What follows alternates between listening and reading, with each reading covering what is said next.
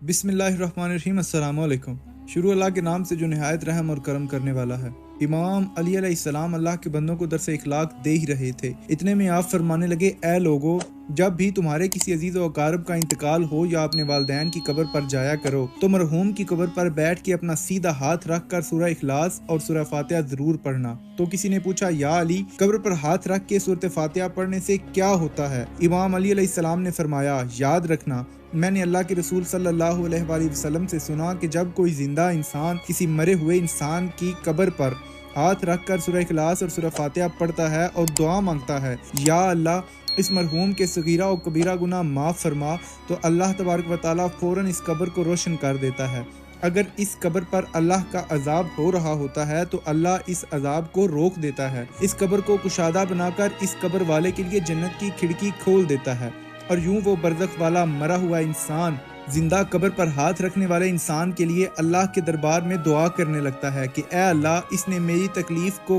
کم کیا، میرے عذاب کو ختم کروایا، تجھے واسطہ ہے اپنے محبوب کا، اس کے بھی سارے گناہ بخش دے اور ساری دعائیں قبول فرما۔ پھر اللہ اس زندہ انسان کے مقدر میں بھی انعامات، برکت اور رحمت کی بارش کر دیتا ہے۔ اے شخص، اللہ کے نزدیک عزیز ہے وہ انسان جو اپنے مرے ہوئے انسانوں کی قبروں پر جاتا ہے اور ان کے لیے دعائے مغفرت کر کے اپنے مقدر کو سنوار دیتا ہے۔